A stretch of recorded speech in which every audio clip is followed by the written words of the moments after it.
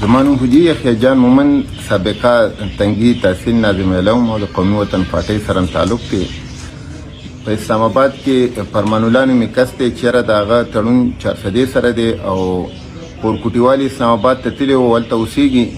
هغه د فیصل مسجد مخې ته آیسکریم خرڅول، په هغې کې هغه ګرفتار شو او په ورځو کې دننه د هغه ټرایل او د هغه د کیس هغه نیمټاو شو. هغه 3 میاشتې قید بامشقت او 15 لک روپۍ جرمانه شو. موږ پر زور مذمت کوو چې یاره دغه یو غریب سړی چې هغه په یو داسې معمولي جرم کې او د هغه په دونه تندرستۍ کې چې په ورځو کې د هغه ټرایل ورڅه وشو، هغه 3 میاشتې قید بامشقت او 15 لک روپۍ هغه ته جرمانه سناو شوله. او دغه چې کوم دی 15 بچي دي چې په هغې کې 4 چې کوم دی هغه داسې دي چې هغه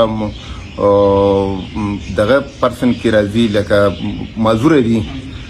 نو موږ دا وایو چې یاره دې ته د انصاف میلاو شي او په دې د نظرثاني وکړی شي. تعلق دي 400 سره دا پورکوټیوالي 400 نه تللی او 400 سره دې تعلق دی. او دغسې یو بله واقعه لکه نه چې نن په ټي وي په بریکینګ نیوز کې شاملېده، نو موږ د هغې پر زور مذمت کوو.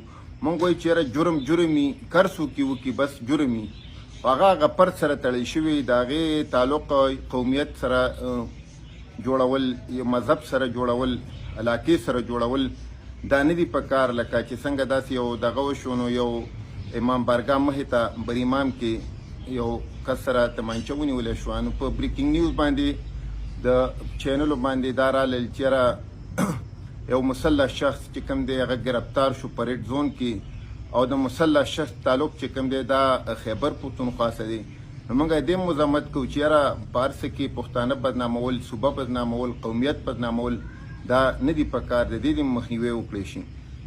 زه هلته چې اسلام آباد کې چې څومره زمونږ د دې پښتنو وکیلان دي، موږ هغوی ته دا پیغام ورکوو چې یاره هغوی د دې دا کیس چې کوم دی په دې باندې فوکس وساتي او د دوی دا کیس چې کوم دی بغیر دغه دا لړاو کړي او چې دوی ته انصاف میلاو شي.